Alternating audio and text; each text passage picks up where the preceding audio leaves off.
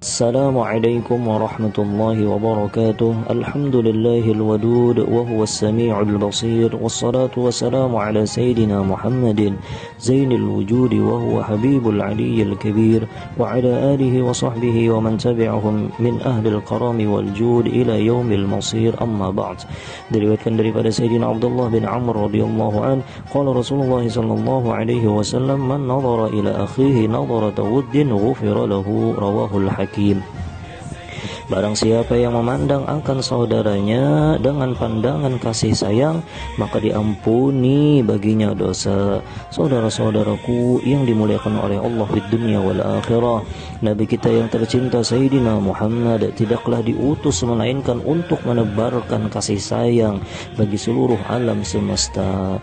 Keharmonisan bisa terwujud di antara kita dan saudara kita seiman, bahkan untuk seluruh makhluk Allah dengan bagaimana cara pandang kita terhadap mereka.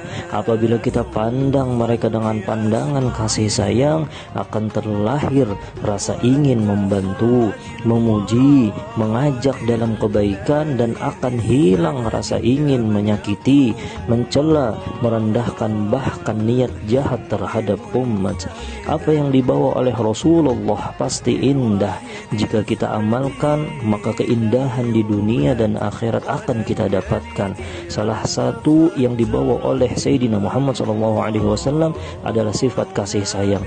Apabila kita bersifat kasih sayang terhadap seluruh makhluk Allah, maka kita akan raih yang pertama ampunan dosa dari Allah, yang kedua hidup kita akan tenang dan nyaman, yang ketiga membahagiakan hati baginda Muhammad SAW, yang keempat mendapatkan kasih sayang daripada Allah Subhanahu wa Ta'ala, yang kelima di akhirat dalam surganya Allah kita bertempat. Tanda ikhlas dan benar di dalam jiwa raga tertanam sifat kasih sayang. Tidak pandang bulu, kasih sayang itu dia letakkan. Dan kesempurnaan kasih sayang apabila bisa kita mengajak seseorang kepada Allah Sang Maha Pengasih dan Penyayang, dan membawa kepada ajaran Sayyidina Muhammad SAW, makhluk yang paling disayang, dengan hati yang ikhlas dan penuh dengan senang. Mudah-mudahan ada manfaatnya.